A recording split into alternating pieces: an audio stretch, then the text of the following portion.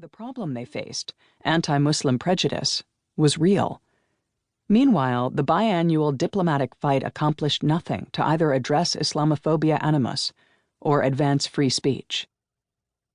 Colleagues and I argued for a shift in strategy. We wanted to offer an olive branch, saying that we shared the concerns about discrimination toward Muslims and wanted to work with the Islamic Conference on an alternative resolution centered on practical measures to address it, including dialogue, education, and beefed-up prosecutions for hateful crimes. In return, we would ask the conference to abandon the quest to ban the so-called defamation of religion. The proposed bargain did not go over well at first. Within the State Department, many fretted that by showing any willingness to negotiate, we would telegraph weakness and end up forfeiting our unstinting defense of free speech. Most Muslim diplomats could not fathom giving up on their treasured resolution. Pakistan was chairing the Islamic Conference, and I fought to make a trip there to formally offer our proposal. It was so difficult to schedule a call with my key interlocutor that I ended up finally being put through during the wee hours of a Sunday morning, speaking from a hotel broom closet so as not to awaken my sleeping family. When the trip was scheduled, State Department officials could not agree on language for us to present, so a Foreign Service colleague and I had to invent it on the fly, working late on embassy grounds in Islamabad. We explained to the Pakistani officials that prohibitions on speech would not make anti-Muslim sentiment vanish, and that they'd be better off with an approach that could attract international consensus rather than an increasingly threadbare majority. They agreed to negotiate. Months later, we had agreement on a new resolution that emphasized global cooperation on practical measures to counter religious intolerance. The Islamic Conference ended its quest for a global ban on criticism of religion. The Economist described the outcome as a diplomatic coup for the Obama administration and noted that the new approach came as a relief to both sides. Efforts to implement and fortify the new resolution have now been underway for almost a decade. This experience led me to the bedrock conviction that the fight against bigotry and intolerance need not and must not come at the expense of freedom of speech.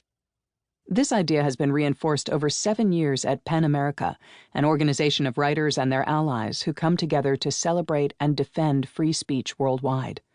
We recognize up-and-coming novelists and poets, confer prestigious literary awards, defend persecuted writers around the world, mentor incarcerated writers and others locked out of the literary community, publish reports on pressing free speech issues, and host hundreds of events each year.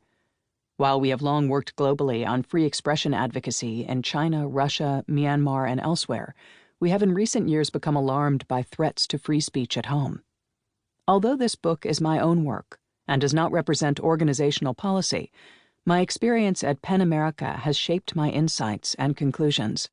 Our extensive work on campus free speech has brought me face to face with the demands of students to eradicate the stubborn legacy of racial discrimination, and pushed me to explain how free speech precepts are not inimical to that cause, but rather can advance it.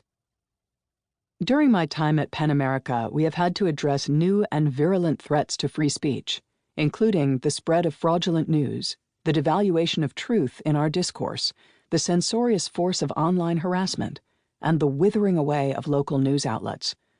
We confront new questions daily, whether political screeds can amount to incitement, harassment, or other exceptions to the First Amendment, when a protest crosses over from legitimate free speech to silencing the opposing side, whether and how a doctored and misleading video should be shareable on social media, and whether Twitter should ban the President of the United States for violating its terms of service.